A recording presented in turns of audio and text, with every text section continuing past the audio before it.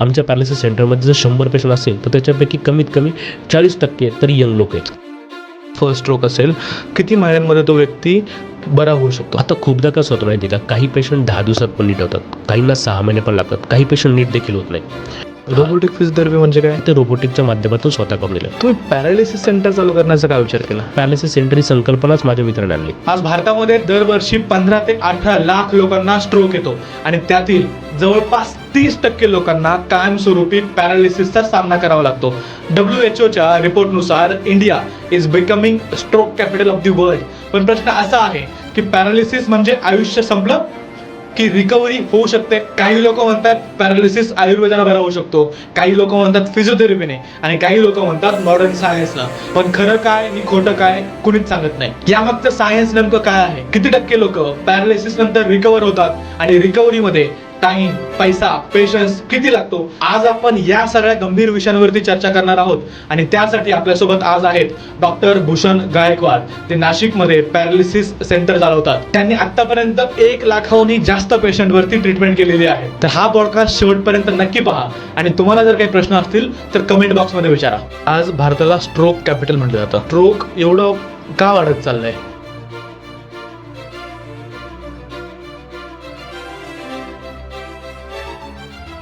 Sir नमस्कार आणि स्वागत आहे तुमचं बोल मराठी या यूट्यूब पॉडकास्टमध्ये. आज भारताला स्ट्रोक कॅपिटल म्हटलं जातं. डायबिटीज, थायरॉईड या सगळ्या गोष्टींचं प्रमाण वाढलेलं आहे. याच्यामागचं नेमकं रिझन काय आहे? स्ट्रोक एवढं का वाढत चाललं आहे? महत्त्वाचं काय माहिती का, भारताला जे बोलतात की ब्रेन स्ट्रोक कॅपिटल, त्याच्यामागे सगळ्यात महत्त्वाचं कारण असं आहे की 1.2 मिलियन टू 1.5 मिलियनपर्यंत प्रत्येक वर्षाला पॅरालिसिसचे पेशंट आढळायला लागलेले. आणि त्यामध्ये जास्तीत जास्त नाही का यंग पेशंट खूप आढळतात. हायपरटेन्शन हे सगळ्यात महत्त्वाचं कारण त्याच्या हायपरटेन्शन, हो, ब्लड प्रेशर. हायपरटेन्शन सगळ्यात महत्त्वाचं कारण आहे आणि त्यानंतर मग डायबिटीज, बाकीचे काही जे क्रोनिक आजार असतात त्याच्यामुळे पण असं होऊ शकतं. आणि मुख्य सगळ्यात महत्त्वाचं म्हणजे की जे तरुण वर्ग आहे ना, तर त्यांची लाईफस्टाईल हे सगळ्यात महत्त्वाचं कारण आहे भारताला ब्रेन स्ट्रोकचे कॅपिटल बनण्यामागे. लाईफस्टाईलमध्ये काय अशा गोष्टी आहेत की ज्याने स्ट्रोकचं प्रमाण वाढतंय? बघा तुम्ही आता जनरली सगळेजण आपण खूप वेळ आपलं स्क्रोलिंगमध्ये घालतो. तर पहिले कसं होतं की आपण ह्या जमान्यातले ना की त्यामध्ये आपण यूट्यूबला बफरिंग होणार सुद्धा व्हिडिओ बघितलेले. पण आता असं आहे की आपण 1 सेकंद सुद्धा थांबू शकत नाही. हां, तर त्या छोट्या मोठ्या गोष्टीचा सुद्धा आपल्या ब्रेनवर खूप अफेक्ट पडत राहतो. म्हणजे आपल्याला आहे ना सगळ्या गोष्टी इन्स्टंट पाहिजे असतात आणि जी गोष्ट नाही भेटली तर त्याचा माणूस जास्त ताणतणाव करून घेतो आणि त्यामुळे शरीराला खूप जास्त ब्रेनला ॲक्टिव्ह करावं लागतं आणि त्यामुळे खूप ब्लड प्रेशर वाढू शकतो आणि बाकीच्या गोष्टी होतात. स्ट्रेस हे सगळ्यात महत्त्वाचं कारण आहे. अपेक्षाभंग हे सगळ्यात महत्त्वाचं कारण आहे. जेव्हा एखाद्या व्यक्तीला स्ट्रोक येतो किंवा पॅरालिसिसचा झटका येतो आपण म्हणतो, त्यावेळेस नेमकं काय होतं त्याच्या शरीरामध्ये? तुम्ही सोप्या भाषेत लक्षात ठेवू शकता. B fast alphabetically. B for balance, म्हणजे एखाद्या व्यक्तीला ज्यावेळेस स्ट्रोक येतो त्यावेळेस त्याचा बॅलन्स जातो. त्याच्यानंतर ई फॉर म्हणजे जे आहे की डोळे आपल्याला धुसर दिसू शकतं किंवा दिसताना तुम्हाला अडचण येऊ शकते. त्याचप्रमाणे एफ फॉर म्हणजे तुमचा फेस, तुमचा चेहरा बघा खूपदा पॅरालिसिसच्या पेशंटला तुम्ही म्हटलं तो वाकडा होतो. त्याच्यानंतर ए फॉर आर्म्स म्हणजे तुमचं एक हात एक पाय तो लळा होऊ शकतो. तर असं होऊ शकतं. त्याचप्रमाणे स्पीच, येस फॉर स्पीच म्हणजे जे तुम्हाला बोलताना बोबडी वळती, म्हणजे काही शब्द बोलता येतात किंवा काही शब्द बोलताच येत नाही किंवा बोबडी वळू शकते, हे असतं. आणि टी फॉर टाईम असे काही जे पण काही लक्षण तुम्हाला दिसले तर तुम्ही लवकरात लवकर जवळच्या हॉस्पिटलला लगेच जायला पाहिजे. मेंदुरोग तज्ञाचा सल्ला घेऊन लवकर उपचार केला तर तुम्ही पूर्ववत होऊ शकता. बरोबर. सो म्हणजे हे सगळं जे आहे ते न्यूरोलॉजिकल आहे की काही अजून त्याच्यामागचं कारण असू शकतं? आता जनरली कसं माहिती आहे का, पॅरालिसिस का होतो की जे पण आपण रोज बघा आपण जेवण करतो का, आता आपल्याला सगळ्या गोष्टी करण्यासाठी, त्याचप्रमाणे आपल्या मेंदूचं काम करण्यासाठी त्याला न्यूट्रिशन लागतं. ते न्यूट्रिशन कोण घेऊन जातं तर ब्लड घेऊन जातं. आपल्या हृदयापासून मेंदूपर्यंत एका मिनिटाला 750 ml ब्लड फ्लो जात असतो. तो एवढा ब्लड फ्लो जात असतो. मग ज्यावेळेस आपण मेंदूचा जास्त यूज करतो, जास्त यूज इन द सेन्स की तुम्ही छोट्या छोट्या गोष्टींचा स्ट्रेस घेणं, बाकीच्या गोष्टींचा विचार करणं, याच्यानं काय होतं की ब्लड फ्लो हा मेंदूपर्यंत जास्त प्रमाणात जातो. तर जी कॅरोटिड आर्टरी असते तर कॅरोटिड आर्टरी म्हणजे मेंदूला जो पण रक्तपुरवठा पोहोचवतो ना तर ते आर्टरी म्हणतात कॅरोटिड आर्टरी. तिथं रक्ताची गुठळी होते किंवा रक्तस्राव होतो तर त्याच्यामुळे त्याला पॅरालिसिस होतं, पेशंटला ब्रेन स्ट्रोक होतं. आता brain haemorrhage, paralysis, brain stroke हे सगळं काही एकच गोष्टी. फक्त कोणत्या कारणामुळे होतं त्याच्यामुळे त्याला वेगळं नाव आहे. म्हणजे इन्फॅक्ट आहे, इच्छेमिक स्ट्रोक आहे किंवा हेमरेजिक स्ट्रोक आहे, तर त्याच्या वेगळ्या कोणत्या कारणामुळे झालं त्याच्यानुसार त्याचे नाव पडलेलं असतात. बरं, काही केसेसमध्ये पूर्ण अर्ध शरीर हालचाल वगैरे बंद होते, तो देखील याचाच पार्ट आहे? हो. आता पॅरालिसिस जनरली कसं असं माहिती आहे का, त्याचे पण काही प्रकार पडतात. हेमिप्लेजिया, मोनोप्लेजिया, पॅराप्लेजिया, डायप्लेजिया. तर ज्या एक हाताचा जो विकलांगपणा येत असेल किंवा एका हाताची ताकद असेल त्याला हेमिप्लेजिया म्हणतात, एक हात एक पायाची. जर समजा कधी कधी बघा तुम्ही बघितलं असेल काही व्यक्तींचे दोघं हात एकदम चांगले असतात पण त्यांचा जो पायाचा भाग असतो म्हणजे पायाची कुठल्याही प्रकार काही हालचाल नसती. याच्यामध्ये मेंदूचा काही घडलं नसतं घटना, पण याच्यामध्ये स्पायनल कॉर्ड इंजुरी होती. म्हणजे एखादा व्यक्ती तो खूप उंचावरनं पडला किंवा छोट्या बाईकवरनं जरी पडला आणि त्याला स्पायनल कॉर्डला इंजुरी झाली, त्याच्यामुळे काय होतं तर मणक्यांच्या पुढे काही एक प्रकारे आपण जसं एखादा इलेक्ट्रिक करंट आहे तो पुढे पास होतो लाईट लागते, तसंच मेंदूपासून जे पण काही चेतासंस्था येतात, चेतासंस्था चेतापेशी सोडतात, तर ते सर्व काही अफेक्ट होऊन जातं. त्याच्यामुळे त्यांच्या पायाची हालचाल होणं बंद होतं. मग त्याला पॅराप्लेजिया म्हणतात. कधी कधी काय होतं की आपल्या जो मणक्यामध्ये पण 5 भाग आहे, cervical region, thoracic region, lumbar region, sacrum, cortex. तर सर्वायकल रिजन एक अशी गोष्ट मेंदूच्या जस्ट खाली आहे. तर तिथे जर काही अफेक्ट झालं किंवा तिथे काही मार लागला किंवा कोणी ॲसॉल्ट केला तर अशा केसेसमध्ये कसं दोघं हात दोघं पायाची पण ताकद असते, त्याला क्वाड्रिप्लेजिया म्हणतात. म्हणजे मेंदूच्या भाग किंवा स्पायनल कॉर्ड इत्यादीच्यावर कुठे आघात होतो त्याच्यावरनं मग त्याचे वेगळे प्रकार पडतात. मग त्याच्यावरनं आपल्याला कळतं की कुठल्या भागाची हालचाल नाही होणार किंवा कुठला भाग अकार्यक्षम होईल. बरोबर. आपण पाहतो की खूप वेळेस ना सेलिब्रिटीज आहेत आपले, जसं की अमिताभ बच्चन आहे किंवा काही अजून सेलिब्रिटीज आहेत, बॉलिवूड सेलिब्रिटीज, मोठे मोठे जे लोक आहेत त्यांना देखील हा आजार होतो किंवा स्पायनल किंवा पॅरालिसिस रिलेटेड स्ट्रोक्स वगैरे होतात, पण त्यांचं रिकव्हरी खूप फास्ट होते. पण जर आपण आपल्या सर्वसामान्यांमध्ये पाहिलं, गरीब लोकांमध्ये पाहिलं, तर त्यांची रिकव्हरी एवढी फास्ट होत नाही, त्यांना वर्षानुवर्ष त्या आजारातून जावं लागतं. तर हे असं का होतं? आता कसं असं माहिती आहे का की तुम्ही जे अमिताभ बच्चन त्यांचे सांगितलं, तर अमिताभ बच्चन त्यांना न्यूरोलॉजिकल डिसऑर्डर आहे, पण त्यांना मायस्थेनिया ग्रेव्हिस नावाचा आजार आहे. त्याचा आणि पॅरालिसिसचा काही संबंध नाही आहे. आता जे तुम्ही बोलले राहुल रॉय, त्यांना ब्रेन स्ट्रोक होता. तर पॅरालिसिसच्या पेशंटमध्ये एक 6चा फॉर्म्युला आहे.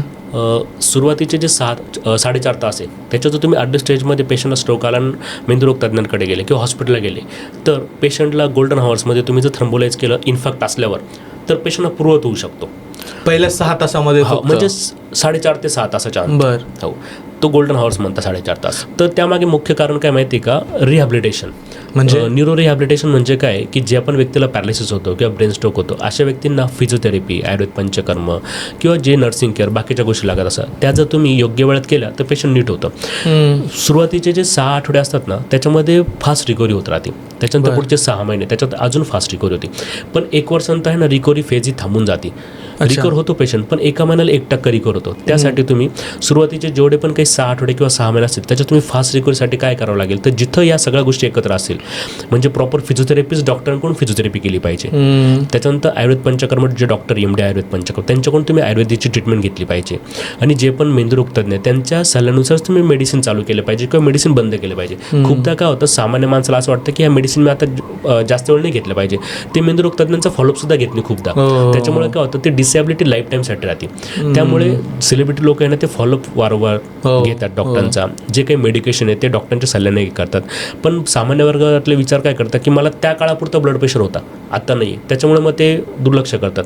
अँटीप्लेटलेट खूपदा काय होतं की ज्या पण पेशंटला रक्ताची गुठी होते, इन्फॅक्ट होतो, ज्यांना पॅरालिसिसमध्ये एक गोळी चालू करतात अँटीप्लेटलेट, इकोस्प्रिन, क्लोपिडा, खूप लोक ते बंद करून टाकतात.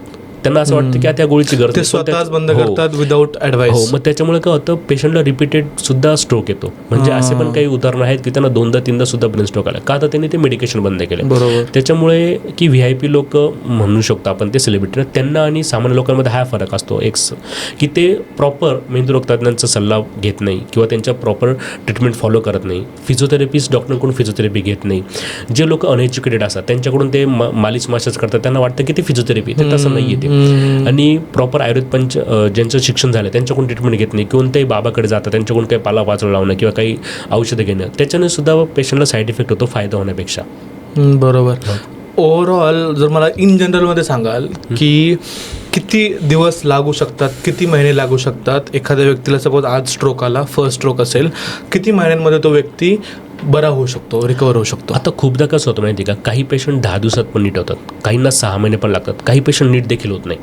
आता हे कशावर डिपेंड असतं की बघा एका कुटुंबात 5 लोक आहे, ते कोणी स्वयंपाक बनवतं, जी लेडीज असेल ती, एखादा व्यक्ती आहे तो महत्त्वाचा आहे, तो जॉबला जातो आणि पैसे कमवून घरात आणतो, एक व्यक्ती लहान मुलगा आहे तो शाळेत जातो, एक व्यक्ती आहे तो कॉलेज जातो, मुलगी असेल ती.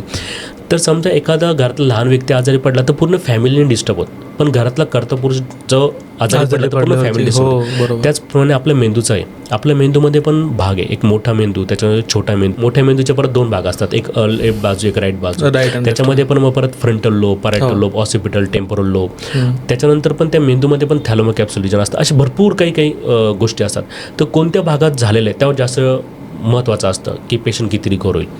त्याच्यामुळे असं काही नसतं की पेशंट किती दिवसात रिकवर होईल. आता काही पेशंट आहे ना लॅक्युरल इन्फॅक्ट असतो, म्हणजे एकदम स्मॉल इन्फॅक्ट असतो, तर पेशंट लगेच 10 दिवसात पण चालायला लागतो. आणि काही पेशंटला जो रक्त स्राव झाला असतो तो खूप मोठ्या प्रमाणात असतो. मग ते असे पेशंट नीट होण्यासाठी खूप वेळ घेतात. काही पेशंटला तर लाईफ लॉंग डिसॅबिलिटी राहते. तर त्या अशा पेशंट, कोणतं पेशंट किती दिवसात रिपेअर होईल हे सर्वस्वी ते पेशंटच्या मेंदूच्या कोणत्या भागात झाले त्यावर अवलंबून असतं. आणि दुसरी गोष्ट, तो किती ॲग्रेसिव्हली आणि फास्ट सगळ्या गोष्टी चालू करतो ट्रीटमेंटच्या. म्हणजे फिजिओथेरपी किती दिवसात चालू करतो, आयुर्वेद पंचकर्म किती दिवसात चालू करतो, ॲक्युपंक्चर किती दिवसात चालू करतो, ह्या सगळ्या काही ज्या पॅथी आहे त्यांचं योग्यरित्या उपयोग करून तो कसं रिहॅबिलिटेशन करतो हे जास्त महत्त्वाचं आहे. आता सध्या रोबोटिक फिजिओथेरपीचा पण ट्रेंड आहे, तर त्याच्यानुसार रोबोटिक फिजिओथेरपी जर केली तर जे पेशंटची 3 पटीने जास्त लवकर रिकव्हरी होती. बरं, रोबोटिक फिजिओथेरपी म्हणजे काय? काहीतरी नवीन कन्सेप्ट वाटते. आता कसं माहिती आहे का, जे पण आपला मेंदूचा भाग डॅमेज होतो ना सर, तो लाईफ टाईमसाठी डॅमेज होतो. हृदय आणि मेंदू देवाने असं बनलं की त्याचे टिश्यू एकदा डॅमेज झाले का ते परमनंट डॅमेज होतात, म्हणजे ते पुन्हा रिकवर होत नाही. जगाच्या पाठीवर आत्तापर्यंत कुठल्याही प्रकारचे कोणते इंजेक्शन्स किंवा औषधं असे नाही आलेले की त्याच्याने मेंदूचा जो पार्ट डॅमेज झाला तो रिकवर होईल किंवा हार्टचा जो पार्ट डॅमेज झाला तो रिकवर होईल. परंतु आता रोबोटिक फिजिओथेरपीने काय होतं की ज्या पण काही गोष्टी आपण करतोय, म्हणजे आता मी माझ्या हातपायांची हालचाल करतोय तर ते रोबोटिकच्या माध्यमातून स्वतः करून गेलं. त्याच्याने काय होतं तर न्यूरोप्लास्टिसिटी म्हणजे काय, जो ब्रेनचा पार्ट डॅमेज झाला आहे त्याचं काम दुसऱ्या ब्रेनच्या पार्टने घेणं. आपल्याला देवाने एवढं बनवलेलं चांगलं की मेंदूचा आपण खूप कमी भाग वापर करतो. ज्यावेळेस काही असं घडती घटना, पॅरालिसिस हो किंवा ब्रेन स्ट्रोक, तर त्यामध्ये काय होतं जो पण भाग डॅमेज झाला असून तर दुसरा भाग काम करायला घेतो. मग ते कधी काम करायला गेली, ज्यावेळेस तुम्ही वारंवार गोष्टी रिपिटेशन करतात, कॉग्नेटिव्ह गोष्टी करतात, कॉग्नेटिव्ह मुवमेंट करतात, तर त्यावेळेस काय होतं की तो भाग काम करायला घेतो, त्याला म्हणतं न्यूरोप्लास्टिसिटी. तर हे रोबोटिकच्या साहाय्याने खूप सोपं आणि लवकर होऊ शकतं. म्हणजे इव्हन जे मी चालतो आता, जर मी 4 लोकांनी मला पकडलं तर ते चालतोय ना मला कठीण होईल, पण तेच मी जर रोबोटिकमध्ये एक्झोस्केलेटनमध्ये जर मला बसवलं आणि मी जर चालायला सोडत केलं तर मला असं वाटतं की मी चालतोय. सोपं साधं मिरर थेरपीमध्ये जर समजा एखाद्या पेशंटचा अफेक्टेड भाग आहे हाताचा, तो एकाच ठिकाणी आणि काचेच्या आरशाच्या दुसऱ्या बाजून दुसरा, तर त्याला असं वाटतं की मी मुवमेंट करतोय. तर हे डेव्हलपमेंटसाठी, पेशंटच्या रिकव्हरीसाठी खूप फायदेशीर होतं रोबोटिक फिजिओथेरपी.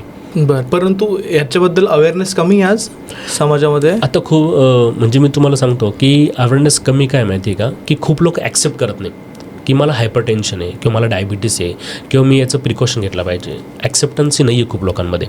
आता यंग एजमध्ये खूप लोकांना, आता आपण पुण्यामध्ये IT मधले आमच्याकडे खूप पेशंट येऊन गेले.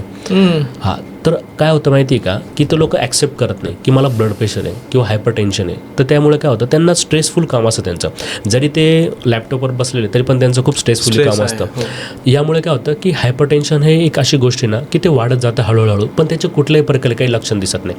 म्हणजे समजा एखाद्या व्यक्तीला जर ताप आला किंवा कोणत्या, तर याचा अर्थ काय की त्याच्यामध्ये जंतू संसर्ग झाला किंवा व्हायरल इन्फेक्शन झालं आणि त्याला ताप आला.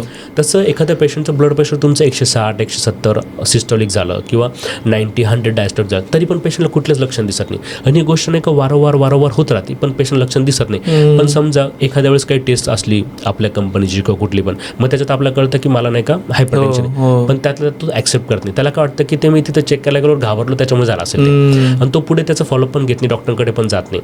मग एक दिवस असं येतं की तो ट्रिगर पॉईंट येतो आणि त्याच्यामुळे पेशंटला मग ब्रेन स्ट्रोक होऊ शकतो. दुर्लक्ष हे सगळ्यात महत्त्वाचं असतं याच्यामध्ये. बरोबर. सो या गोष्टीवरती प्रॉपर आपण लक्ष ठेवलं पाहिजे, मी तर डॉक्टरांचा फॉलोअप घेतला पाहिजे. पहिले कसं होतं की माणसाचं आयुष्यमान नाही का 100 वर्ष माणूस जगत होता. आताचं आयुष्यमान तसं नाही. आपली पिढी तर 60-70 थांबून जाईल. त्याच्यानुसार नाही का आपण ॲक्सेप्ट केलं पाहिजे की मला 25व्या वर्षसुद्धा हायपरटेन्शन असू शकतं, मला 20व्या वर्षसुद्धा हायपरटेन्शन असू शकतं आणि मी नाही का त्याच्या प्रॉपर मेडिसिन घेतलं पाहिजे. खूपदा काही लोक फक्त 1 महिना 1.5 महिना मेडिसिन घेतल्यानंतर बंद करतात की म्हणतात मला लक्षणच नाही काय, तुम्ही कशाला घेऊ. लाईफस्टाईलमुळे पण काही या गोष्टीवरती येतात का? सध्याची जी लाईफस्टाईल झालेली आहे, धावपळ, ऑफिसचे टार्गेट्स असतात, प्रेशर असतो, 10 ते 7, 8, 9 आता टायमिंग नाही राहिलं आहे.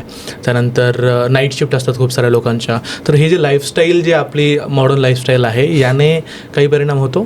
आता गेल्या आमच्या म्हणजे 9 वर्षात जेव्हापासून आम्ही पॅरालिसिस सेंटर चालू केलं त्याच्यामध्ये आम्ही असं ऑब्झर्व केलं ना, जेवढे पण काही यंग मुलं असतात ना त्यांच्यामध्ये जे पण स्ट्रोकचं प्रमाण आहे त्यामध्ये ते मुख्य कारण काय माहिती आहे का, त्यांचा कधीच व्यायाम नाही. त्यांनी कधीच आतापर्यंत व्यायाम नसेल केला. म्हणजे आम्ही प्रत्येक पेशंटची हिस्ट्री घेतो त्यामध्ये बघतो. त्याच्यानंतर दुसरी गोष्ट अशी ना की त्यांची लाईफस्टाईलमध्ये कसं माहिती का की खूप रात्रपर्यंत नाही का जागणं, म्हणजे त्यांना मोबाईल सांगतो की तुला झोपायचं आता. हो, म्हणजे खूपदा मी हिस्ट्री घेताना पाहतो ना तर 12-1 वाजता झोपतात. त्याच्यानंतर सकाळी लेट उठणं, सकाळचं जेवण ते क्वचित खूप कमी करतात आणि रात्रीचं खूप जेवण करतात. रात्री जेवण केल्यानंतर पण त्यांचं आहे ना फिरणं नाही, चालणं नाही, कुठल्याही प्रकारे नाही. आपल्या शरीरातलं जे कोलेस्ट्रॉल वाढत गेलं ना त्याच्यामुळे देखील ब्रेन स्ट्रोक होण्याचे चान्सेस जास्त असू शकतात, इन्फॅक्ट होण्याचे. बरोबर. तुम्ही काय 3 सल्ले द्याल की त्यांनी त्या लाईफस्टाईलमध्ये सर्वसामान्यांसाठी, इव्हन मी पण आपली पॉडकास्ट पाहणारे प्रत्येक व्यक्ती असेल की त्यांनी त्यांच्या आयुष्यामध्ये हे 3-4 चेंजेस केले पाहिजेत की आपण इन फ्युचर अशा गोष्टींना सामोरे जाण्याचे चान्सेस कमी होतील? आता कसं माहिती आहे का की खूप लोक आहे ना की ते मी बोललो तुम्हाला की ज्यांना हायपरटेन्शन हाय किंवा नाही आहे, तर अशा लोकांनी काय केलं पाहिजे की सगळ्यात महत्त्वाचं इयरली, जसं आपण गाडीची सर्व्हिसिंग करतो बाकीच्या गोष्टी, तसं इयरली टुडिको करून घेतला पाहिजे. टुडिको म्हणजे काय माहिती आहे का की हृदयाची सोनोग्राफी. तर त्याच्यानंतर दुसरी गोष्ट आहे ना की आपलं जे पण काही ब्लड पूर्ण चेकअप आहे, कोलेस्ट्रॉल असेल, LFT असेल, किडनी फंक्शन टेस्ट असेल, ह्या टेस्ट प्रत्येक व्यक्तीने आपल्या बड्डेच्या दिवशी तरी हे केलं पाहिजे. म्हणजे काय माहिती आहे का की तुम्ही बाकीचा खर्च करताच ना तर याला काही जास्त खर्च येत नाही. आणि मंथली एकदा ब्लड प्रेशर चेक केलं पाहिजे. त्याच्यामध्ये वयाचं कुठलंही बंधन नाही. तुम्ही तुमचं वय जर 20-25च्या पुढे जात असेल ना तर तुम्ही महिन्याला एकदा ब्लड प्रेशर चेक केलं पाहिजे आपल्या फॅमिली डॉक्टरकडून. आणि सगळ्यात महत्त्वाचं बाहेरचं जे पण काही आहार आहे तो टाळला पाहिजे. म्हणजे जनरली तुम्ही बघा माझं चायनीजवर काही बंधन नाही किंवा कोणत्या गोष्टीचा मला विरोध नाही, पण मग त्याच्याने काय होतं, चायनीज हे डायजेशन होत नाही, पेशंटमध्ये लोकांमध्ये कोलेस्ट्रॉलचं प्रमाण वाढत जातं आणि बाकीच्या सगळ्या काही गोष्टी होतात. तुम्ही बाहेरचं सगळं काही फास्ट फूड वगैरे सगळ्या गोष्टी अवॉइड केल्या पाहिजे. त्याच्यानंतर दुसरी गोष्ट, आयुर्वेदामध्ये असं सांगितलेलं ना की रोजच्या रोज व्यक्तीचं पोट साफ होणं गरजेचं आहे. ज्या व्यक्तीचं रोज पोट साफ होत असेल त्याला त्या दिवसात तरी पॅरालिसिस होणार नाही, त्या दिवशी तरी. एवढं महत्त्व आहे. म्हणजे वाताचं असं वर्णन केलं ना की पक्षाघात का होतो, तर वाताचं विमार्गगमन होतं. तर वाताचं अनुलोमन करणं म्हणजेच काय, तर आपले मोशन पास व्हायला पाहिजे रोजच्या रोज. ज्या व्यक्तीचे रोजच्या रोज मोशन पास होतं त्याला तरी त्या दिवसाला देखील पॅरालिसिस होणार नाही. तर तुम्ही प्रत्येक शनिवारी प्रत्येकाने एक एरंड तेल, कॅस्ट्रॉल ऑइल कुठे पण भेटते मेडिकलमध्ये, एरंड तेल रोज तुम्हाला ज्या दिवशी सुट्टी पुढच्या दिवशी त्याच्या अगोदरच्या दिवशी तुम्ही ते 30 ते 40 ml घेऊन टाकलं पाहिजे. त्याच्यानं काय होतं, तुमचं विरेचन होतं. विरेचन म्हणजे तुमचं पूर्ण पोट साफ होतं, तुमचं कोट साफ होतं, जेवढे पण काही टॉक्सिक असतं एक प्रकारे ते पंचकर्म होऊन जातं तुमचं. तर त्याच्याने पेशंट होण्याचे चान्सेस कमी. आपल्याला डॉक्टरच्या ॲडवाइस वे आपण घेऊ शकतो. डॉक्टरच्या ॲडवाइस असेल तसं काही नाही, तो तुम्ही असे घेऊ शकतात कोणत्याच व्यक्तीला. म्हणजे लहान बाळाला सुद्धा तुम्ही नाही एरंड तेल देऊ शकता. पूर्वीच्या काळात काय होतं की लहान मुलांना सुद्धा एरंड तेल द्यायचे. हां, तर एरंड तेल एकदम कुठल्याही प्रकारे साईड इफेक्ट नसलेली गोष्ट आहे. तुम्ही एरंड तेल सुट्टीच्या अगोदरच्या दिवशी तुम्ही 30 ते 50 ml घ्या आणि तुमचं बघा पूर्ण कोटा साफ झाला, तुमचं डिटॉक्सिफिकेशन होऊन जातं एक प्रकारे. खूप छान त्याच्यानंतर दुसरी गोष्ट, ज्या व्यक्तीचं वय 40 झालं असेल तर पूर्वीच्या काळात आचार्य असे करायचे की एक भुक्त, म्हणजे सकाळचं जेवण करायचं, रात्री जेवणच करत नव्हते. तर तुम्हाला रात्रीचं जेवण नाही का कमीत कमी करायला पाहिजे आणि सकाळचं जेवण जास्त केलं पाहिजे.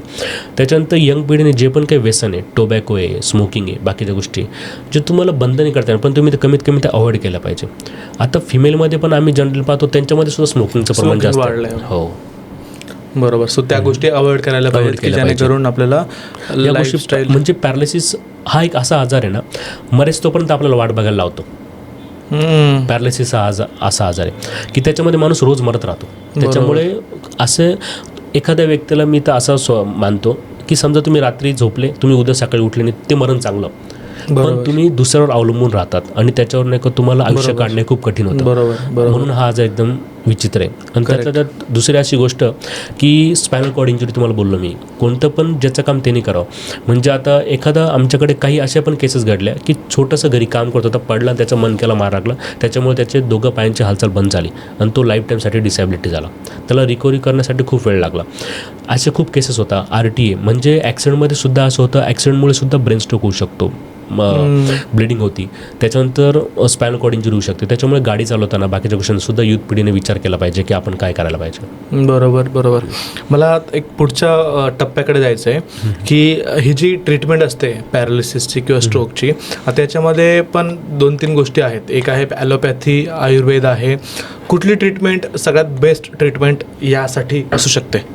आत्ता कसं माहिती आहे का, जसं माणसाच्या आयुष्याचे टप्पे ठरलेले, लहानपण, तरुणपण, त्याच्यानंतर उतारवय, ज्या त्या टप्प्यात जो तो माणूस करतो ना, तसं आपल्या नाही का फील्डचं आहे. म्हणजे मेडिकल फील्डमध्ये तुमच्या ह्या सगळ्या गोष्टी तुम्ही योग्यरित्या उपयोग करून घेऊ शकता. ज्यावेळी तुमच्याकडे इमर्जन्सी काही घडते, तुमच्या घरात जर पॅरालिसिस झाला किंवा कुठल्या गोष्टी, तर इमर्जन्सी तुम्ही ॲलोपॅथीचा उपयोग केला पाहिजे. तिथल्या जवळच्या मेंदूरोग तज्ञाचा, MD मेडिसिन डॉक्टरांचा सल्ला घेऊन तुम्ही ती ट्रीटमेंट केली पाहिजे. इमर्जन्सी फेजमध्ये तुम्ही सुरुवातीला मेंदूरोग तज्ञांचा किंवा MD मेडिसिनचा सल्ला घेतला पाहिजे. त्यानंतर दुसरी फेज येते ना पॅरालिसिसमध्ये, की त्याच्यामध्ये रिकव्हरी फेज म्हणजे न्यूरो रिहॅबिलिटेशन. त्याच्यामध्ये तुम्ही फिजिओथेरपी, आयुर्वेद पंचकर्म, ॲक्युपंक्चर इत्यादी गोष्टींचा उपयोग करून घेतला पाहिजे. त्याच्याने तुमचं रिहॅबिलिटेशन व्यवस्थित होतं. जे पण काही मेंदूरोग तज्ञ देखील सांगतात की मेंदूरोग तज्ञ असेल, सर्जन असेल, न्यूरोसर्जन, त्यांचं काम 50% असतं. पेशंटचं ऑपरेट केलं, सगळ्या गोष्टी केल्या, पेशंटला नीट केलं, पण त्याच्या पुढचं काम हे रिकव्हरीचं असतं. तेच आम्ही करतो. न्यूरो रिहॅबिलिटेशन म्हणजे काय की वारंवार एखादी गोष्ट करणं, त्याच्याने काय होतं, पेशंटला पुन्हा त्याचं आयुष्य सुरळीत करता येऊ शकतं. त्यासाठी फिजिओथेरपी, आयुर्वेद पंचकर्म, ॲक्युपंक्चर ह्या गोष्टी तुम्ही एकाच ठिकाणी जिथं असेल तिथे केलं तर तुमचं पॅरालिसिसचं पेशंट पुन्हा चालू शकतं. बरं. काही डेटा वगैरे आहे की महाराष्ट्रामध्ये किती सध्या पॅरालिसिसचे पेशंट आहेत, त्याचा काही डेटा आहे? महाराष्ट्राचं तर एवढं नाही आमच्याकडे डेटा, पण मग आम्ही असं एक ऑब्झर्व केलं ना की पुरे इंडियामध्ये वेस्ट बंगाल असेल, आसाम असेल, तामिळनाडू असेल, तर ह्या भागात जास्त प्रमाणात नाही का स्ट्रोकचे पेशंट आढळलेले. जे 1.2 मिलियन मी तुम्हाला सांगितलं, प्रत्येक वर्षाला 1.2 मिलियन to 1.5 मिलियनपर्यंत पेशंट आढळतात पॅरालिसिस. 12 ते 15 लाख. हो, म्हणजे कमीत कमी तुम्हाला सांगतो 7 लोकांच्या मागे एका व्यक्तीला पॅरालिसिस होऊ शकतो, असं देखील होऊ शकतं. इतकं म्हणजे वाढत चाललेलं प्रमाण आहे पॅरालिसिसचं. कोविडनंतर ही तर संख्या खूप वाढत चालली. पहिले तर पॅरालिसिसच्या खूप कमी केसेस आणि एज होतं त्याच्यामध्ये की वय झाल्यावरच व्हायचं, पण तसं नाही आहे आता तर यंग लोकांमध्ये खूप सर्रास आढळतं. आमच्या पॅरालिसिस सेंटरमध्ये जर 100 पेशंट असेल तर त्याच्यापैकी कमीत कमी 40% तरी यंग लोक आहे. 40% यंग? हो, म्हणजे मुलं यांचीसुद्धा, असं काही नाही की फिमेल मेल, तसं काही नाही. बरं. एक जनरली लोकांना असं वाटतं की पॅरालिसिस झालं म्हणजे आता त्याचं आयुष्य पूर्णपणे बेडवरतीच राहणार आहे. तर हे खरंच असं आहे की काही चान्सेस आहेत रिकवर होण्याचे? तुमचं कुठेच थांबले नाही तुम्ही, तुमचं आयुष्य रिस्टार्ट झालेलं आहे. तुम्ही फक्त त्याच्यासाठी रिस्टार्ट करण्यासाठी काय केलं पाहिजे, तर सुरुवातीचा जो पण काही पिरियड आहे तिथं तो पिरियड तुमचा खूप महत्त्वपूर्ण आहे. तो गोल्डन पिरियड आहे. सुरुवातीचे 6 महिने, सुरुवातीचे 6 आठवडे, 6 महिने, हो, सुरुवातीचे 6 आठवडे, त्याच्यामध्ये तुम्ही जर योग्य ट्रीटमेंट घेतली, योग्य रिहॅबिलिटेशन केलं, तर तुमचं पूर्ण, आमच्याकडे म्हणजे मी 1 लाखापेक्षा जास्त पेशंट ट्रीट केले आम्ही आत्तापर्यंत. त्याच्यापैकी 70 ते 80% पेशंट पहिल्यासारखे झाले, असं वाटणार देखील नाही की त्यांना पॅरालिसिस झालं आहे. आणि मुळात हे आम्ही पॅरालिसिस सेंटर चालू केलं ना, तर आमच्या डॉक्टर राजेंद्र कडनं, माझे जे मित्र आहे, त्यांना वयाच्या 23व्या वर्षी झाला पॅरालिसिस. त्यांना स्वतःला पॅरालिसिस झाला होता. तर त्यांना पॅरालिसिस होऊन त्यांनी 1 वर्ष त्याच्यामध्ये सगळं काही वेळ दिला, सगळं जगळ, म्हणजे परिस्थितीला ते सामोरे गेले. आणि आज अशी परिस्थिती आहे की त्यांनी लाखो पेशंट नीट केले. तर असं काही नाही की पॅरालिसिस झाला म्हणजे तुमचं आयुष्य संपतं. आमच्याकडे असे खूप उदाहरणं आहे की त्यांना पॅरालिसिस झाला आणि त्यांनी त्यांची सर्व काही लाईफ चालू केली. आमच्याकडे एक दुबईचं पेशंट होतं, तर त्यांनी दुबईवरनं त्यांना इकडे आलं, त्यांचं ब्लड प्रेशर कंट्रोल होत नव्हतं, त्याच्यासाठी त्यांचे तिकडे 2-1 महिने गेले. त्याच्यानंतर ते आमच्या नाशिक पॅलेस सेंटरमध्ये आले. आमच्या नाशिक पॅलेस सेंटरमध्ये ते ऑलमोस्ट 2.5 ते 3 महिने असेल, पण त्या दरम्यान त्यांना आणताना स्ट्रेचरवर आणलं होतं, पण जाताना ते एकदम व्यवस्थित गेले. म्हणजे स्वतःचे कामं स्वतः करतात, सगळ्या गोष्टी करतात, फक्त फिंगरच्या मुवमेंट बाकी त्या पण त्यांच्या होऊन जातील. त्यांना बोललं की आता बाकीचं तुम्ही तुमच्या जवळ जे काही फिजिओथेरपिस्ट असेल तिथं तुम्ही ती फिजिओथेरपी चालू करा. म्हणजे सुरुवातीचे 6 महिन्यात पेशंट जर योग्य उपचार भेटला तर तो होतोच चांगला, तो बरोबर होऊन जातो. कुठे पण तुम्ही उपचार घ्या, जिथं फिजिओथेरपी, आयुर्वेद, ॲक्युपंक्चर ह्या सगळ्या गोष्टी एकत्र असेल तिथं तुम्ही सुरुवातीचे 6 महिने द्या आणि तुमचा पेशंट नीट होणारच. बरोबर. मला यासोबत एक थोडीशी तुमची जर्नी देखील समजून घ्यायची आहे की तुम्ही इकडे कशा काय वळालात. तुमचं वयही जास्त नाही आहे, पॅरालिसिस सेंटर चालू करावं, कारण डॉक्टर्स बनल्यावरती प्रत्येकजण असं वाटतं की स्वतःच हॉस्पिटल चालू करावं, क्लिनिक चालू करावं. आपल्या कॉलेजेसमध्ये, शाळेमध्ये खूप जास्त फीस असते, तर ते रिकवर झालं पाहिजे. तुम्ही पॅरालिसिस सेंटर चालू करण्याचा काय विचार केला? आता विषय कसं आहे, माझी फॅमिली, माझे वडील रिक्षा चालवायचे, तर त्यापासून बिलॉंग करतो. तर माझं म्हणजे डॉक्टर गव्हर्नमेंटला नंबर लागेल, मी डॉक्टर झालो, तेव्हापासून माझ्या डोक्यात एक फिक्स होते की आपण हॉस्पिटल चालू करू आणि थोडं श्रीमंत बरोबर. हो. पण माझा मित्र डॉक्टर राजेंद्र, तर आम्ही दोघे SMBT मेडिकल कॉलेजला सोबतच होतो. इंटर्नशिपच्या काळात त्याला स्ट्रोक आला. तर त्याला स्ट्रोक आल्यामुळे काय झालं की मी सिक्स सिग्मा हॉस्पिटलला होतो. तिथं आमच्या नाशिकला कॉर्पोरेट हॉस्पिटल आहे, तिथं मी जॉबला होतो. तर रात्री मला 2 वाजता फोन आला की तुमचा मित्र असंच त्याला स्ट्रोक आला आहे. तर मी तिकडे गेलो, मी तिकडे बघितलं की माझ्या मित्राला तिकडे स्ट्रोक आला आहे. तर त्याला बोलता येत नव्हतं त्यावेळेस आणि हातापायचे पण हालचाल नव्हती. मी बघितलं, पण मी त्यावेळेस विचार केला की आपण जर यांना मोठ्या हॉस्पिटलला घेऊन गेलो किंवा सिक्स सिग्माला घेऊन गेलो तर 10,000 रुपये तरी पर डे खर्च येईल. तर मी विचार केला की उद्या त्याची फॅमिली येईल, मग आपण डिसिजन घेऊन आपण ठरवू की काय करायचं फॅमिलीसोबत. पण मग पुढच्या दिवशी त्याची फॅमिली आली सकाळी आणि त्याच्यानंतर आम्ही त्यांना सिक्स सिग्मा हॉस्पिटलला घेऊन गेलो. माझी मिसेस, आमचं लव्ह मॅरेजच आहे, तर ती पण सिग्मालाच होते. मग ती आली, ती बोलली की चला आपण सिग्माला शिफ्ट करू. सिग्माला आम्ही शिफ्ट केलं. तिथं मेंदुरोग तज्ञ आले. ते बोलले की जर रात्रीच त्याला इन्फेक्ट होता, रात्रीच जर थर्मोलाईज केलं असतं ना तर त्याचं वर्ष वाया नसतं गेलं. तू डिसिजन करत होता. आता त्याला बोलता येत नव्हतं माझ्या मित्राला. म्हणजे त्या मुलाचं, तुमच्या मित्राचं वर्ष गेलं. हो, 23 वय होतं, 23 वर्ष झालं त्यांना. तर त्यांना त्यावेळेस बोलता येत नव्हतं. बाकीच्या वर्षी आम्ही दोघं चांगले मित्र. तर त्यांनी डिसिजन सगळं माझ्यावर सोपवला की तुला जे वाटलं ते कर बुवा असं. आणि त्यावेळेस मी डिसिजन एक प्रकारे चुकीचा घेतला. मी त्याच वेळेस जर रात्री त्यांना नाही का मोठ्या हॉस्पिटलला घेऊन गेलो असतो, थर्मोलाईज केला असेल, मेंदुरोग तज्ञाचा सल्ला घेतला असता, मी जसं तुम्हाला बोललो सुरुवातीचे 4 तास जे गोल्डन आवर्स आहेत ते जर मी केलं असतं तर त्यांचं वर्षभर वाया नसतं गेलं. वर्षभर वाया म्हणजे इन द सेन्स की रिहॅबिलिटेशनसाठी लागणारा कालावधी ना तो काही पेशंटला 1 महिना लागतो, काहींना 3 महिने लागतो, काहींना 6 महिने देखील लागतो. म्हणजे डॉक्टर राजेंद्र त्यांना बोलायला सुरुवातीला नाही का 3-4 महिने एफर्ट्स घ्यावा लागला. हॉस्पिटलला ICUला कमीत कमी ते 21 दिवस होते. म्हणजे आणि त्यावेळेसपासून मी त्याला शब्द दिला की तुला आयुष्यात जे पण काही लागेल त्यावेळेस मी तुला मदत करेल. मग मी तर माझं आयुष्य चालू होतं. मी हॉस्पिटलचं टाकण्याच्या प्लॅनिंगमध्ये होतो. माझं क्लिनिक पण होतं ऑलरेडी चालू त्या दरम्यानच. तर त्याचं अशी कल्पना होती की आपण एक पॅरालिसिस सेंटर चालू करू. सुरुवातीला त्याला म्हटलं की ही अशी गोष्टच नाही अस्तित्वात, पॅरालिसिस सेंटर नेमकं म्हणजे काय असतं. हां, तर तो बोलला की पॅरालिसिस सेंटर म्हणजे तो आम्ही स्वतः त्याला ट्रीटमेंटसाठी 31 ठिकाणी फिरलो सर. म्हणजे केरळ असेल, गुजरात असेल, खूप ठिकाणी नाही का चुकीचं काही गोष्टी करतात असं देखील आम्हाला आढळलं. आणि काही ठिकाणी नाही का म्हणजे फिजिओथेरपी आहे, काही ठिकाणी आयुर्वेदिकच ट्रीटमेंट होती, काही ठिकाणी ॲक्युपंक्चर होतं. आणि पेशंटला अशा ठिकाणी घेऊन जाणं कठीण आहे. म्हणजे आता बघा एखाद्या पेशंटला कॅन्सर झाला ना तर तो स्वतः गाडीवर जाऊन घेऊन येऊ शकतो, पण इथं प्रत्येक वेळेस व्यक्तीला डिपेंडंट राहावं लागतं, दुसऱ्याला घेऊनच जावं लागतं. म्हणजे फिजिओथेरपीला एका ठिकाणी, पंचकर्मला एका ठिकाणी, ॲक्युपंक्चरला एका ठिकाणी, या सगळ्या गोष्टी एकत्र कुठे होतील. तर तसं आपण सेंटर चालू करू म्हणे. तर आणि त्यातल्या त्यात त्यांनी असं बघितलं की आपण नाही का म्हणे एखाद्या मोठ्या ठिकाणी चालू करू, जिथं नाही का मोकळा स्पेस असेल, जिथं सगळीकडं ग्रीनरी असेल ते चालू करू. म्हटलं नाशिकच्या ठिकाणी जर आपण असं ग्रीनरी शोधायला गेलो तर खूप भाडं जाईल आणि आपल्याकडे एवढे काही पैसे नाही आहे. तर त्यांनी मला सांगितलं की मी ज्यावेळेस ICUला होतो ना तर त्यावेळेस मला हे पण कळत नव्हतं की दिवस काय रात्र काय. तर आपण निसर्गाच्या सानिध्यात पॅरालिसिस सेंटर चालू करू. त्याचा काय फायदा होईल की पेशंटला नाही का रिकव्हरीला फास्ट होईल. ज्या ज्या संकटांना त्याला सामोरं जावं लागलं, त्याला ज्या ज्या गोष्टी कळल्या की मला काय अडचण येते, तर त्या सॉल्व्ह करण्यासाठी त्यांनी पॅरालिसिस सेंटर चालू करायचा प्रयत्न केला. आणि मी त्याला शब्द दिला होता. त्याच्यामुळे मी त्याला बोललो, मी शब्द पण का दिला की माझ्या कॉलेज लाईफमध्ये जेवढे पण काही प्रॉब्लेम झाले असेल, मॅटर असेल, त्या प्रत्येक गोष्टीसाठी तो मागे उभं राहिला माझ्या. त्याच्यामुळे मी त्याला बोललो की तुला जे असेल ते आपण करू. मग त्याच्यानंतर आम्ही पॅरालिसिस सेंटर चालू केलं. सर सुरुवातीला तर खूप लोकांना याबद्दल काही कल्पनाच नव्हती की हे नेमकं काय. आमचे मित्रसुद्धा यायचे ना तर ते सांगायचे की हे जंगलात त्यांनी चालू केलं. आत्ताही आमचं असेल सर मखमलाबाद, माथुरी एरियामध्ये, तर तिथं पूर्ण आउटसाईडला सगळं काही शेती वगैरे सगळं गोष्टी, तिथं मध्ये आमचं पॅरालिसिस सेंटर आहे. तर आमचे मित्र यायचे की अरे इथं कोण येईल. पण मग आता अशी परिस्थिती सर की आमचं सेंटर बघायला सुद्धा आमचे मित्रप्रयत्न खूप लोक येतात बाहेरून फक्त सेंटर पाहण्यासाठी. म्हणजे आम्ही एक प्रकारे रिसॉर्ट सारखं ते केलेलं सर. आणि 100 पेक्षा जास्त झाडं लावले आणि आमच्याकडे ऑलमोस्ट नाही का 70 ते 100 पेशंट तिथे ॲडमिट असतात सर. ते तिथे ट्रीटमेंट त्यांची चालू असते. आणि आज मला खरंच चांगलं वाटतंय की त्या ग्रीनरीमध्ये चालू केल्यामुळे काय झालं की पेशंट नाही का रिकवर लवकर व्हायला लागलं. पेशंटला एकमेकाच्या सगळ्या गोष्टी. आणि खूपदा काय होतं सर, पॅरालिसिस पेशंट आहे ना त्याला पेन खूप होतं आता हाताला पायाला, ज्यावेळेस व्यायाम करतो त्यावेळेस तो ओरडतो पण खूप. तर त्याचा पण एक फायदा झाला आम्हाला. बरोबर. आत्तापर्यंत तुम्ही किती पेशंट ट्रीट केले असतील? आत्तापर्यंत सर आहे ना आम्ही 1 लाखापेक्षा जास्त पेशंट ट्रीट केले. आम्ही एक ऑफिशियल डाटा पण हे केलं. त्याच्यामध्ये आम्ही काय केलं की प्रत्येक पेशंट हिस्ट्री घेतो की त्याला का झाला असेल, त्याचं कारण काय. तर आम्हाला खूपदा असं सर पेशंटच्या काही कारणं असे जाणवले ना की खूपदा त्यांच्या आईला किंवा वडिलांना स्ट्रोक येऊन गेलेला असतो, असं आमच्या निदर्शनास झालं. म्हणजे ॲटलिस्ट कमीत कमी 20-30% लोक असे होते की त्यांच्या आईवडिलांना स्ट्रोक येऊन गेला होता आणि त्या मुलांना स्ट्रोक आला. आता खूप आमच्याकडे एक अशी केस घडून गेली सर की त्यांचे वडील आमच्याकडे ॲडमिट होते. ते बाबांचं वय होतं 70 आणि त्यांच्या मुलाचं वय असेल 40-1च्या दरम्यान. तर त्या बाबांना नाही का नीट करण्यासाठी मुलगा होता आमच्याकडे आणि ते व्यवस्थित होतं. मग त्यावेळेस त्यांचं आम्ही BP चेक केला, BP वाढलं तर त्यांना BPच्या त्या डॉक्टरनी मेडिसिन पण चालू केलं, अँटी हायपरटेन्शन सगळ्या काही गोष्टी केल्या त्यांच्या फॅमिली डॉक्टरने सगळं काही.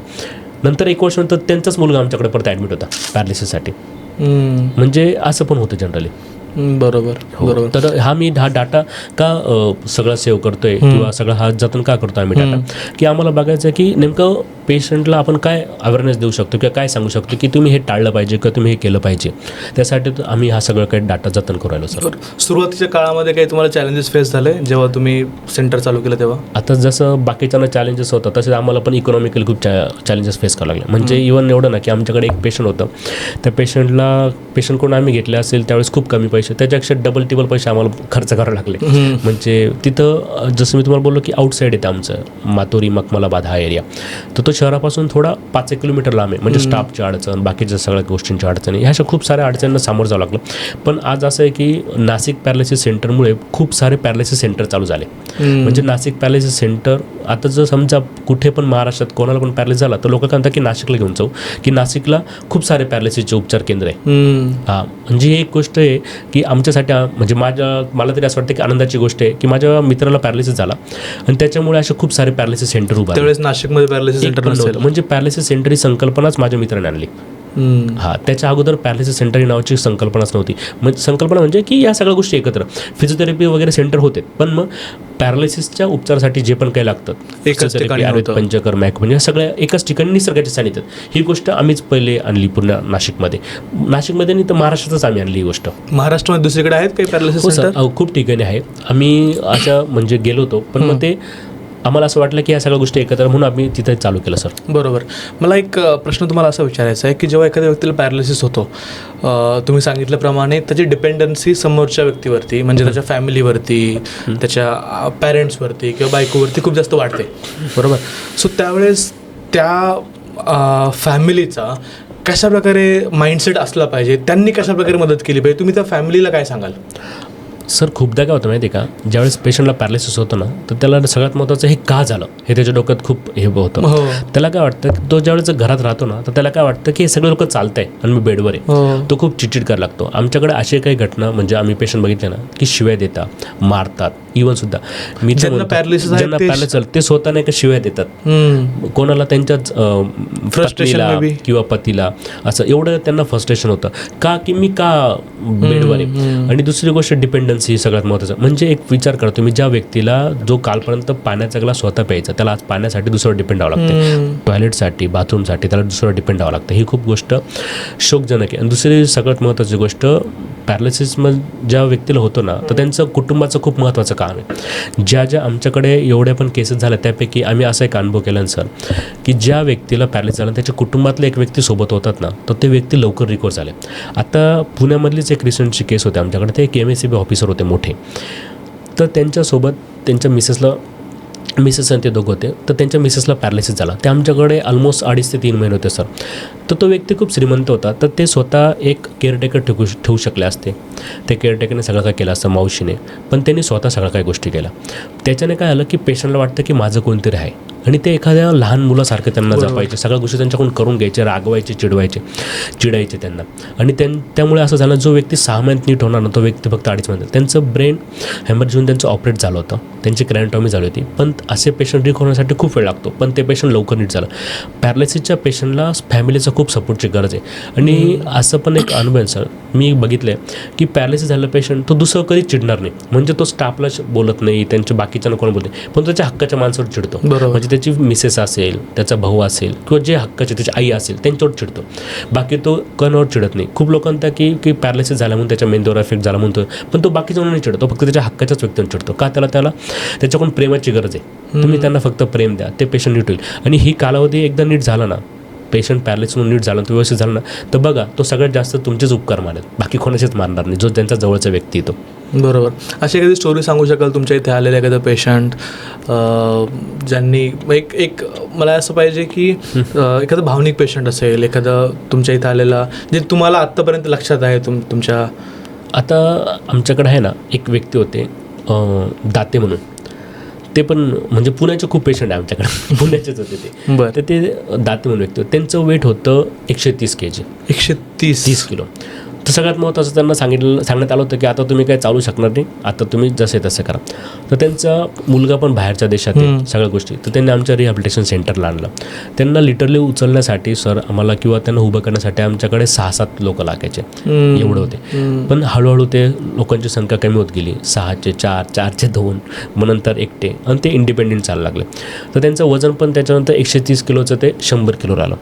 आणि सगळ्यात महत्त्वाचं काय माहिती आहे का, की त्या आजारामध्ये त्यांना सगळ्यात महत्त्वाचं त्यांच्यासोबत जे पण होते त्यांचे रिलेटिव्ह होते किंवा त्यांच्या बहिणीचा नवरा होता, म्हणजे त्यांना दाजी म्हणतो आपण, ते दाजी होते. तर ह्या सगळ्यांनी खूप मेहनत घेतली, त्यांच्या मित्रपरिवाराने खूप मेहनत घेतली.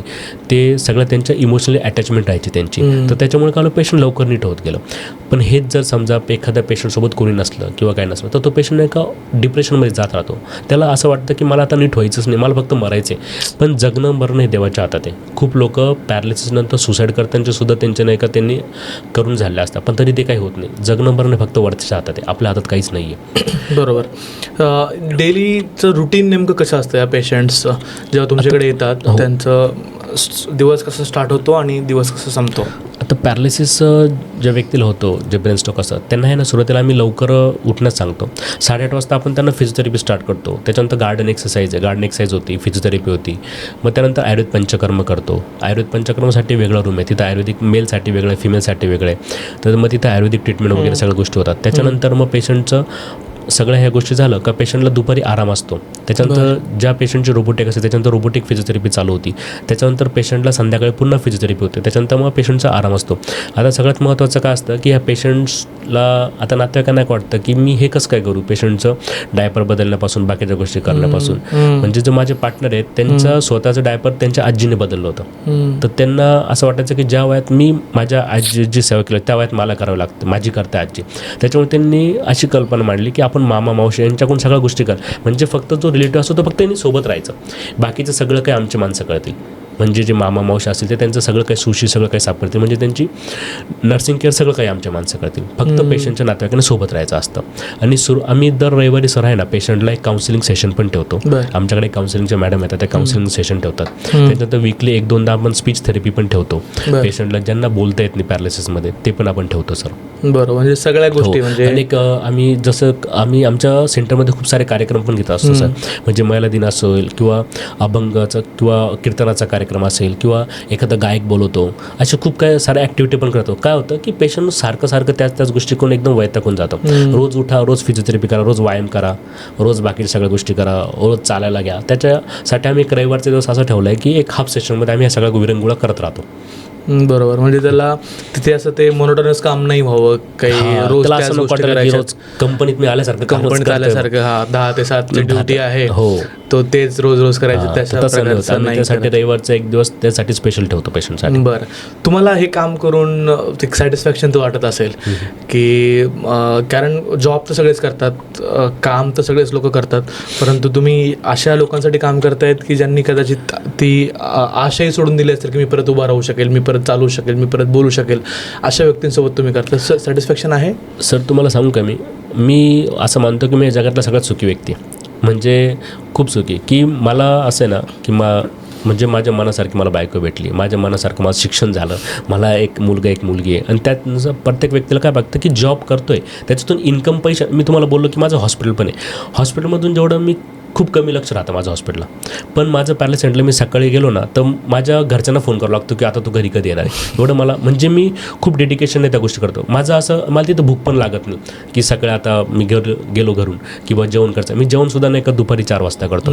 म्हणजे एवढं मला नाही का त्या कामाप्रती एकदम आनंद आहे. म्हणजे असं खूपदा झालं ना सर की काही लोकांची परिस्थिती नसून सुद्धा त्या लोकांनी आम्हाला ड्रेस दिलेले की आपल्याकडे कसं एखादं चांगलं ड्रेस देतात. काही लोक तुम्हाला सांगतो सर, आम्हाला एक पेशंट आमच्याकडे त्यांनी ते कोकण साईड ते मासे करून आणले त्यांनी. काही लोक गहू घेऊन येतात, तांदूळ घेतात, बाकी याच्यात काय पाहिजे आनंद माणसाला. म्हणजे कोणत्याही व्यक्ती आहे की त्याला जॉब सॅटिस्फॅक्शन पाहिजे. तसं मला नाही का ह्या कामाबद्दल खूप चांगलं वाटतं की मी जे काही करतो, माझ्या मित्रांनी जे काही चालू केलं आम्ही दोघांनी मिळून, तर त्याच्यातून मला पैसा तर भेटतो, आनंदही भेटतो, सगळ्या गोष्टी भेटतात. आणि माणसाला आयुष्यात तेच पाहिजे. म्हणून मी तुम्हाला बोललो की मी सगळ्यात जगातला सुखी माणूस मानतो स्वतः. सगळ्यात सुखी तुम्ही आहात. बरं, तुमचं आता पुढचं ध्येय काय आहे? आता तुमच्याकडे 60-70 लोक आहेत, सो तुमचं विजन काय? पुढच्या 4-5 वर्षामध्ये तुम्हाला काय गोष्टी अचीव्ह करायच्यात? सर आमचं असं विजन आहे ना की पॅरालिसिसमध्ये हॉस्पिटलमध्ये जे पण काही पेशंट असतात, जे डिपेंडंट असतात, ते डिपेंडंट नको राहायला, त्यासाठी जास्तीत जास्त अवेअरनेस करणं. पॅरालिसिस हा आजार असा आहे ना सर, की सुरुवातीला जर त्याला योग्य ट्रीटमेंट भेटली ना, त्याची लाईफ टाईम तो डिसॅबिलिटी राहत नाही. भारतात 40% लोक असे की त्यांना योग्य रिहॅब न भेटल्यामुळे ते बेडवर आहे. हां, त्यांना डिसॅबिलिटी आली म्हणजे 40%. ज्या लोकांना पॅरालिसिस झाला त्यांना योग्य ट्रीटमेंट न भेटल्यामुळे 40% लोक असे की ते बेडवर आहे, त्यांना डिपेंडंट आहे दुसरं. तर ते नको राहायला, ते अवेअरनेस करायचं आमचं सगळ्यात महत्त्वाचं काम आम्ही ठरवलेलं आहे दोघांनी मिळून. आणि सगळ्यात महत्त्वाची गोष्ट सर, की जे पण काही यंग पिढी ना, तर यंग लोकांमध्ये जे पॅरालिसिसचं प्रमाण वाढत चाललं आहे, तर ते कमी करण्यासाठी जे पण काही अवेअरनेस प्रोग्राम आहे, हेल्थ कॅम्प, आम्ही आता हेल्थ कॅम्प पण अरेंज करतो सर खूप ठिकाणी. म्हणजे इव्हन आम्ही कॉलेजेसमध्ये पण हे करतो. आम्हाला खूप लोक बोलले की कॉलेजेसमध्ये काय गरज आहे, पण असं काही नाही सर. आमच्याकडे 16-17 वर्षाचे पण मुलं येऊन गेले की त्यांना स्ट्रोक येऊन गेलेला होता. बरोबर. सो त्यामुळे अवेअरनेस तुम्हाला क्रिएट करायचा आहे की जेणेकरून डिपेंडन्सी आणि पॅरालिसिस झालेला व्यक्ती हा स्वतःच्या पायावर स्वतः चालता फिरता राहायला पाहिजे, त्यांनी स्वतःचे कामं स्वतः केले पाहिजे. एवढं तरी आमचा हाच एक मोठं आहे सर.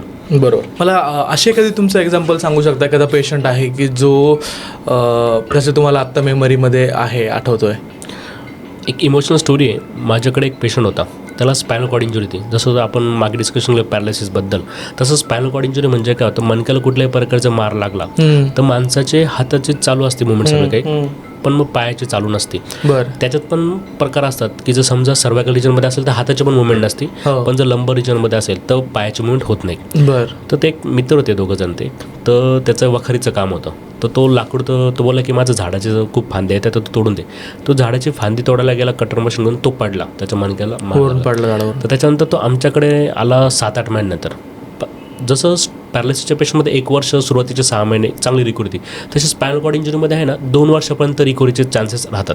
तो आमच्याकडे 7-8 महिन्यानंतर आला. तर तो आला ना, तर तो हालचाल काही करत नव्हता, पायाची काहीच नव्हती, आणि तो झोपला राहायचा. तर त्याला एक शौक होता तंबाखू खायचा. तर तो कंटिन्यू, आता शौक असून तरुण पोरगा, तो 30 वर्षाचा असेल, आणि त्याचं लग्न पण झालं, त्याला एक मुलगा पण होता. तर त्याचं म्हणणं होतं की मला फक्त सर तुम्ही उभं करा.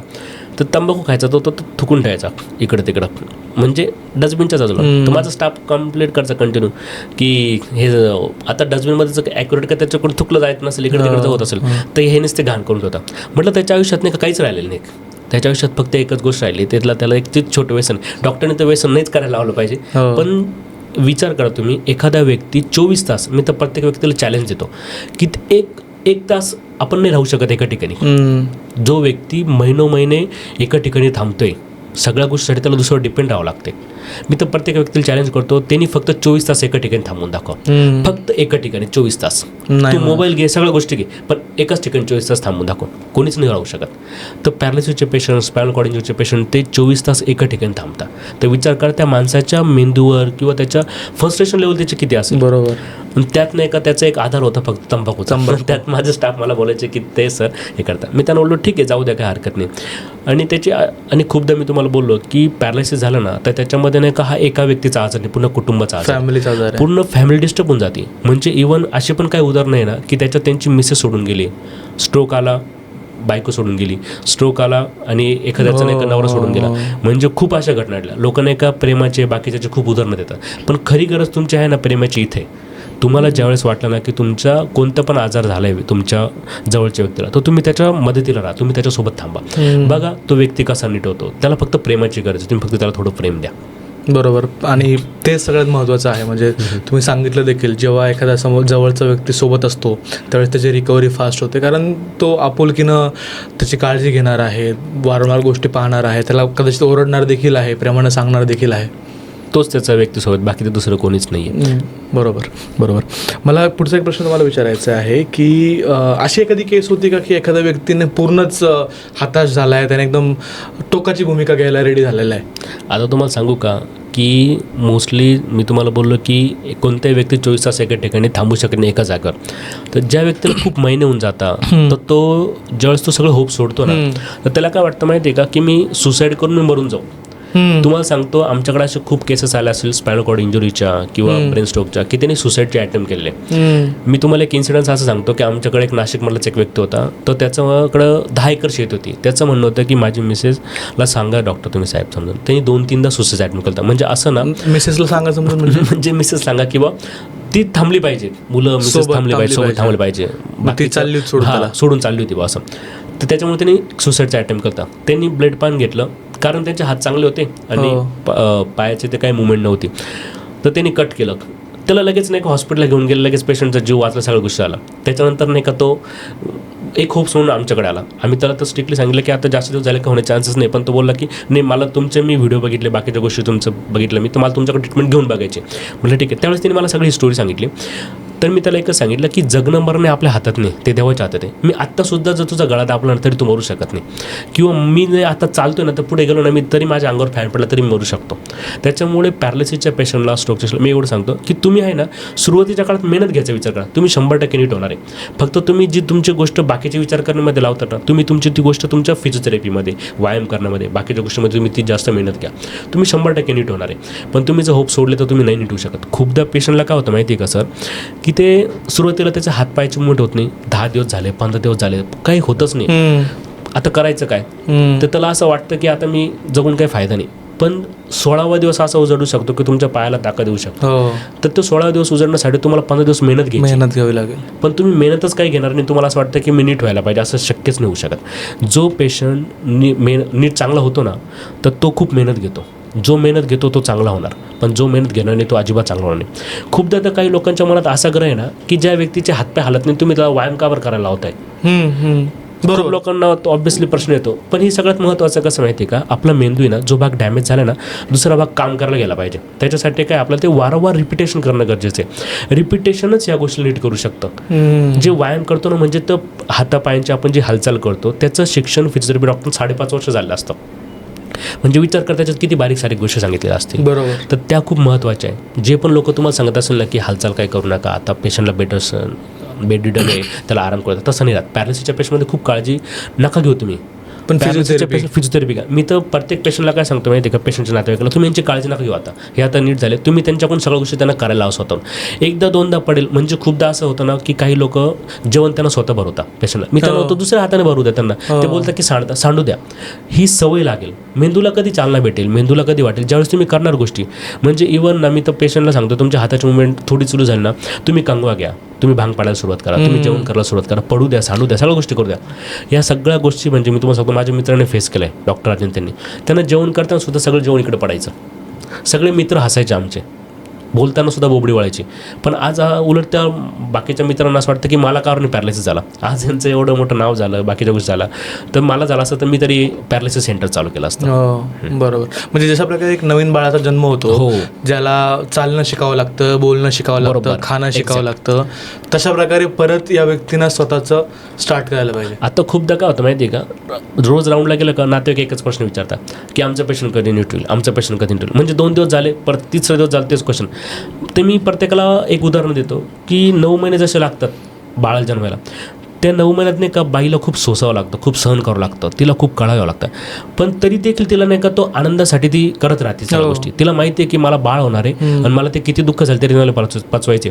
म्हणजे इव्हन प्रेग्नन्सीमध्ये खूप लेडीजला खूप वॉमिटिंग होता, बाकीचा खूप त्रास होत राहतो, ते देखील ते खूप सहन करतात. पण त्यांना काय तो त्या आनंदाची नाही काय ओढ लागली असे. तसं मी पॅरालिसिसच्या पेशंटला काय सांगतो की तुम्ही फक्त मेहनत चालू ठेवा, तुम्हाला एक दिवस नाही का आनंद भेटणार आहे. तुम्ही फक्त रोज नाही का उठून ती मेहनत चालू ठेवा. हा आजार हत्तीसारखा येतो आणि मुंगीसारखा जातो. म्हणजे रोज फक्त एक राही एवढी नाही का फक्त होत राहते इम्प्रूव्हमेंट. आणि तीच नाही का, आणि आता जे आम्हाला दिसतं नाही इम्प्रूव्हमेंट सर, की जी मसलमध्ये टोन आली आहे, बाकीच्या गोष्टी आल्या, तसं पेशंटच्या नातेवाईकाला दिसत नाही. पेशंटच्या नातेवाईकाला इम्प्रूव्हमेंट म्हणजे काय, तो चालायला लागला, तो बोलायला लागला, त्याची हाताची मुवमेंट सुरू झाली, तो सगळ्या गोष्टी करू राहिला, त्याला तेही वाटते ती प्रगती आहे. पण तशी प्रगती होत नाही. प्रगती म्हणजे सुरुवातीला पेशंट नाही का हात थोडा उचलायला लागतो, पाय उचलायला लागतो. आता सगळ्यात महत्त्वाचं आहे ना की पिक्चरमध्ये खूप चुकीचं दाखवतात. पिक्चरमध्ये काय दाखवता की पेशंट झोपलेला आहे, त्याची बोटाची हालचाल होती आणि तो चालायला लागतो आणि नीट होतो. पेशंटच्या नातेवाईकाला काय वाटतं की यांची बोटाची हालचालच होत नाही, डॉक्टर साहेब त्यांच्या कधी होईल. पण पॅरालिसिसमध्ये सगळ्यात शेवटी बोटांची हालचाल होती. सगळ्यात पहिले खांद्यापासून सुरुवात होती, खांद्यापासून हाताची इम्प्रूव्हमेंट चालू हळूहळू म्हणजे एल्बोपर्यंत, नंतर मग रिस्टपर्यंत, नंतर मग फिंगर मुवमेंट चालू होता. पायाचं पण तसंच आहे, पहिले हिपपासून माणूस पाय उचलायला लागतो, मग हळूहळू नाही का नीपासून, मग बाकीचे सुरुवात होते अँकलपासून. पण लोकांना वाटतं की बोटांची हालचाल का होत नाही, डॉक्टर साहेब त्याला 5-6 दिवस झाले तरी बोटांची हालचाल होत नाही. तर खूप लोकांना नाही का याच्या बाबतीत खूप मिसकन्सेप्शन आहे. तर ते एकदा लोकांनी डोक्यात टाकलं तर मग पेशंटला नाही का तुम्ही होप्स देऊ शकता. आणि खूपदा काय होतं की जे नातेवाईक असतात ना सर, की ते ट्रीटमेंट करण्यासाठी खूप ठिकाणी जातात. आता काय असतं एवढा इंस्टाग्राम, यूट्यूब, सोशल मीडियामध्ये Social असेल ना, media आहे. तुम्ही एखादी गोष्ट बघितली की तुम्हाला त्याच्या कंटिन्यू व्हिडिओ येत राहतात हो. आणि त्याच्यात नाही का किती लोक खरं सांगतात, किती लोक खोटं सांगतात याच्याबद्दल तर काही आपण सांगू शकत नाही. तर लोकांना वाटतं की नाही आपण इथं जाऊन बघू, तिथं जाऊन बघू. याच्यात काय होतं, त्यांच्या सुरुवातीचे जर 3 महिने 6 महिने निघून जातात. मग त्याच्यानंतर खूप पेशंट असे आमच्याकडे की ते 1 वर्ष झाल्यानंतर पण आले, तर त्यांना नाही का ती डिसॅबिलिटी म्हणजे जे कॉन्टॅक्टचर जो कडकपणाला असतो तो नीट व्हायला खूप वेळ लागतो. मग असे पेशंट जे आहे ना नीट होण्यासाठी, जे 1 महिन्यात नीट होणार त्यांना 3 महिने 6 महिने लागतात. बरोबर. त्यासाठी तुम्ही कोणती पण गोष्ट जर पॅरालिसिस तुम्हाला उपचार घ्यायचा असेल ना, तर तुम्ही ते बघा ऑथेंटिकेशन की जे डॉक्टर खरंच आहे का, त्यांचे फिजिओथेरपिस्ट आहे का ते, किंवा MD आयुर्वेद पंचकर्म आहे का, किंवा खरंच त्यांच्याकडे डिग्री का, तर तुम्ही त्यांच्याकडून उपचार घ्या. असं जिथं एकत्र ठिकाणी कुठे असेल तुम्ही तिथं उपचार घ्या आणि करा. आणि खरंच मेंदुरोग तज्ज्ञांचा सल्ला घेतला पाहिजे. MD मेडिसिन फिजिशियन डॉक्टरांच्याच गोळ्या औषध चालू केलं पाहिजे. आता खूपदा काय होतं माहिती आहे का सर, काही लोक असे करतात की बंद करून टाका या गोळ्या औषध सगळं काही, मी हे काही चालू करतो. कोणता तरी बाबा असतो तो म्हणतो की आयुर्वेदिक औषधं घ्या, हे चालू करा. त्याच्यामुळे आयुर्वेद पूर्ण बदनाम होतं की हे काहीतरी औषधं घ्या, हे चालू करा आणि या डॉक्टरांच्या गोळ्या बंद करा. पण असं केल्यामुळे पेशंटला परत रिकर्न स्ट्रोक होतो. असे खूप केसेस बघितले आम्ही सर की त्यांनी डॉक्टरांच्या ॲलोपॅथी सगळं मेडिकेशन बंद करून टाकलं आणि काहीतरी गोळ्या औषध चालू केलं जडीबुटीने, ते बोलले की नीट होऊन जाईल. तर असं नाही होत. मी तर प्रत्येक पेशंटला सांगतो या पॉडकास्टच्या माध्यमातून, तुम्ही जे हायपरटेन्शनची मेडिसिन ती लाईफ लाँग चालूच ठेवायची, डायबिटीजची मेडिसिन ती लाईफ लाँग चालू ठेवायची, जी अँटीप्लेटलेट डॉक्टरांनी चालू केलेली आहे रक्त पातळ होण्याची मेडिसिन, ज्यांना इन्फॅक्ट असतो त्यांना, तर ती पण लाईफ लाँग ठेवायची. किंवा फिट नाही येण्याची गोळी, ती डॉक्टरना ठरवू दे ना काय करते. त्यांनी त्याच्यात 8-10 वर्ष घातलेले की काय केलं पाहिजे. फक्त मेंदूचा भाग शिकण्यासाठी त्यांनी 5-6 वर्ष घातलेले. त्यांचं तुम्ही ऐकलं पाहिजे. तुम्ही बाकीचा एखादा व्यक्ती आहे, तुम्हाला काय वाटतं की ह्या माणसाला फरक पडला तर चला आपल्या पेशंटला फरक पडेल, पण त्या व्यक्तीला तो घरी जरी असता तर नीट झाला असता, कारण त्याच्या मेंदूच्या छोट्या भागात झालं होतं. पण आपल्या पेशंटच्या वेगळी कंडिशन आहे, पेशंट टू पेशंट व्हॅरी करतात. त्याच्यामुळे तुम्ही डॉक्टरांचा सल्ला जास्तीत जास्त प्रेफर करा. आणि हे बाहेरचे जे बाबा बुवा वगैरे आहेत त्यांच्याकडे म्हणजे कसं माहिती का सर, की ज्या व्यक्तीचं शिक्षण नका त्यांच्याकडे गमवायला काहीच नसतं. बरोबर. डॉक्टरांकडे गमवलं डिग्री असते, त्यांची लाईफ असते, त्यांचं नाव असतं, त्याच्यामुळे ते फायदे तोटे सगळा विचार करूनच मेडिकेशन चालू करतात. ते असे चालू नाही करत. मला एक शेवटचा प्रश्न तुम्हाला विचारायचा आहे की आत्ता त्यांच्या घरामध्ये कोणी असं एखादा पेशंट आहे, तर त्यांना तुम्ही काय सल्ला द्याल, त्यांनी कसं ही परिस्थिती हाताळली पाहिजे? जर ज्यांच्या घरात पॅरालिसिसचं पेशंट असेल किंवा स्पायनल कॉर्ड इंजुरीचं पेशंट असेल, तर अशा व्यक्तींनी न्यूरो रिहॅब सेंटरला जायला पाहिजे, जिथं फिजिओथेरपी, आयुर्वेद पंचकर्म, ॲक्युपंक्चर किंवा रोबोटिक फिजिओथेरपी या सगळ्या गोष्टी एकाच ठिकाणी असल्या तर तुम्ही करायला पाहिजे. पण समजा जर तुम्हाला ते पॉसिबल नसेल, तुम्ही घरी हॉस्पिटलमधून पेशंट डिस्चार्ज झालं ज्यावेळेस घरी येतं, त्यांना खूप पेशंटला लघवीची नळी असते, जेवणासाठी राईल्स ट्यूब असते, म्हणजे नाकातून नळी असते बघा.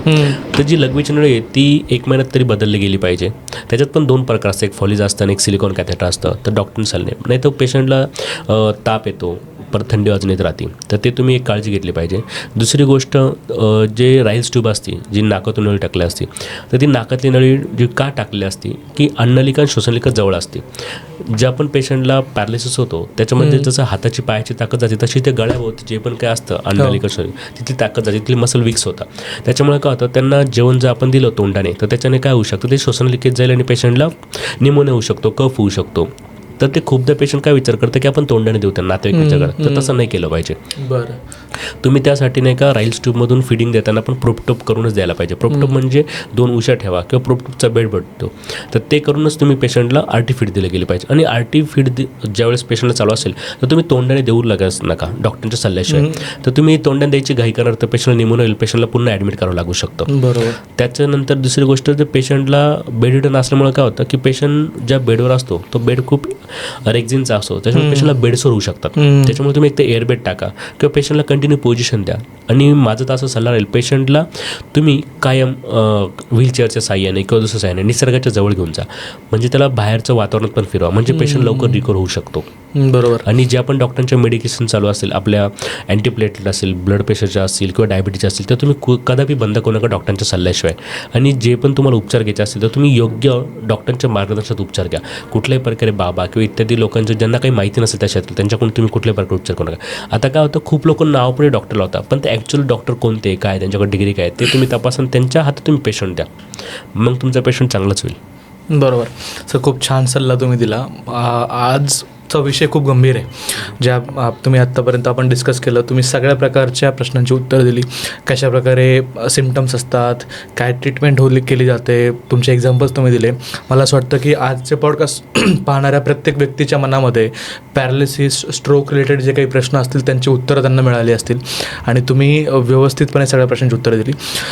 मी प्रेक्षकांनाही सांगेल की जर तुमच्या घरामध्ये, तुमच्या परिवारामध्ये, तुमच्या मित्रपरिवारामध्ये जर एखादा व्यक्ती असेल, त्याला स्ट्रोक कधी आला असेल किंवा असं काही सिम्पटम्स जाणवले, तर मी डॉक्टरांचे, सरांचे नंबर जे आहेत ते डिस्क्रिप्शन बॉक्समध्ये आणि कमेंट बॉक्समध्ये मी पिन करून ठेवणार आहे.